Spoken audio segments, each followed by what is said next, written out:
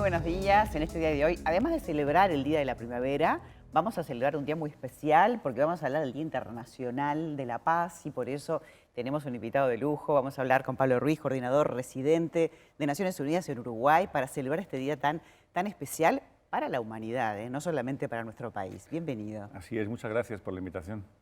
Para nosotros, este trabajo que vienen haciendo y en el que tenemos que sentirnos todos parte, es un trabajo muy importante porque acá lleva la vida de muchas personas, ¿verdad? Todavía hay lugares donde existen conflictos, donde esa gestión de buscar la paz es sumamente importante porque salva vidas.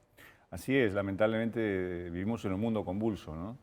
Particularmente en los últimos años, incluso en países tranquilos como Uruguay, se siente todo lo que ha pasado, primero el COVID-19, ahora el impacto de la guerra en Ucrania, los efectos que empiezan a notarse, pero que se notarán más en adelante con el cambio climático. Todos esos fenómenos de crisis acaban afectando a todo el mundo de una u otra manera, pero obviamente afecta más a aquellos países donde hay hostilidades y donde hay, digamos, víctimas directas del conflicto, ¿no? Y todavía tenemos muchas guerras en el mundo, pero cuando celebramos el Día Internacional de la Paz siempre recordamos que hay dos maneras de mirar la paz, ¿no? La paz negativa, que es la ausencia de guerra, pero la paz positiva, que es más ambiciosa, que no es solamente aspirar a que no haya una guerra en un país, Claro, sino que haya relaciones armoniosas en el conjunto de la sociedad y sociedades más pacíficas y más incluyentes que permitan justamente pues, generar la paz en el día a día de la gente, ¿no? Que no sea solamente un concepto, sino algo que la gente lo sienta, ¿no?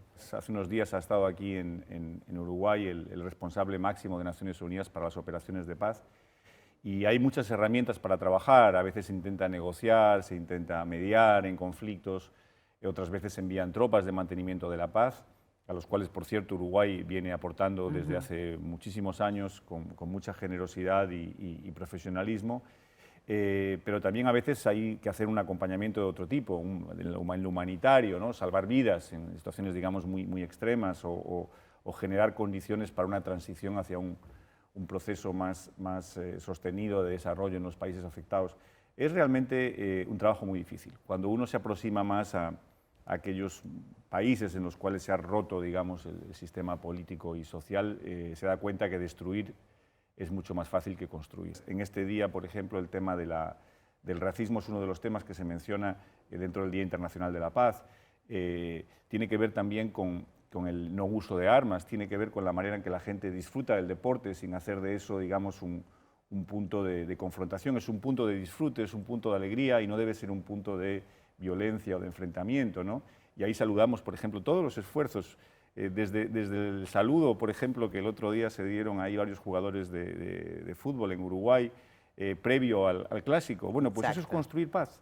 Sí, o Un gesto situaciones tan como aquel pequeño. niño que fue con la camiseta del otro equipo, donde estaba concentrado, o sea, que estaba concentrado un equipo y con la camiseta del otro equipo fue a saludar. Y eso realmente es un acto de Sí, valentía y que debería ser normal. debería Pero lo ser vemos como normal. algo particular, ¿no? Debería ser normal, porque a los que nos gusta mucho el fútbol siempre nos debe interpelar el hecho de poder disfrutar lo maravilloso que es. Y bueno, Uruguay es un país clarísimamente muy poderoso desde esa perspectiva. Sí, de poquita a poquita gente, pero gente muy jugadora de fútbol, ¿no? De Y campito. que juega muy bien, pero hay que saber también distinguir, ¿no? Y hay una cancha desde la cual se celebra y se disfruta, pero nunca se debe caer en dinámicas de violencia o de tensión, y es responsabilidad de toda la sociedad, porque la gente cuando piensa en estas cosas piensa solamente en el gobierno, pero no es el gobierno, son el gobierno, son los clubes, es la sociedad civil, es el sector privado, son las asociaciones de padres de alumnos en los colegios, son los padres que están también a veces en las canchas Los viendo a padres sus que hijos. están en el borde de la cancha, en el baby fútbol, Entonces, son... construir paz Sí, es un propósito de cada día, y por eso nosotros, cuando hablamos de los Objetivos de Desarrollo Sostenible, siempre decimos algo que la gente se olvida. Es una agenda que se construyó con 193 países del mundo que se pusieron de acuerdo en algunos objetivos para medir el desarrollo.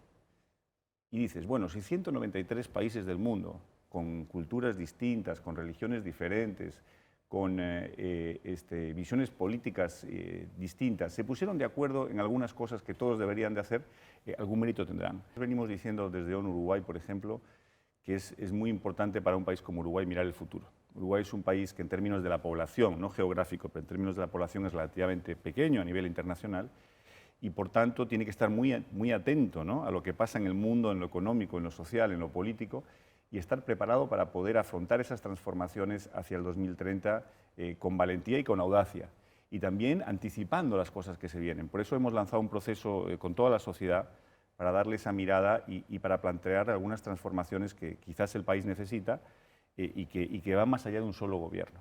Claro. Muchas de estas transformaciones sociales, culturales, no son cosas de un solo gobierno, pero Uruguay tiene esa oportunidad de estar ahí en un punto en el cual prácticamente está muy cerquita de lo que yo diría la primera división del desarrollo, ¿no?, en el mundo.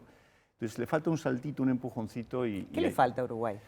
Bueno, nosotros vamos a estar discutiendo temas que están ahí encima de la mesa, hablando con los actores de la sociedad de diferentes perspectivas, pues han salido temas que hay que abordar, ¿no? El tema de la educación, por ejemplo, es un tema importante, no solo en Uruguay, en todo el mundo, ¿no?, con toda la transformación de los nuevos trabajos del futuro, con un mundo muy cambiante, con todos los temas de las redes sociales, etc. Hay que replantear la educación, el envejecimiento de la población es un tema que hay que también poder abordar. Sí.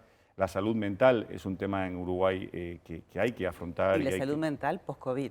Post-COVID, que se ha agravado. Nosotros tenemos datos, los estuvimos presentando hace unos meses y los vamos a seguir mirando, que muestran justamente la complejidad de ese tema. Las relaciones de género en Uruguay, ¿no?, como una democracia tan consolidada como la uruguaya, va un poco rezagada en cuanto al tema de la igualdad de género en la política. Es un tema que también queremos conversar. Celebrar este día tan especial contigo nos encanta porque lo hacemos cada día plantando la semilla, pero también invitando a cada uno que se plantee qué puede hacer uno. No solamente, como tú decías, los gobiernos y que sea como un problema de otros, es un problema de todos.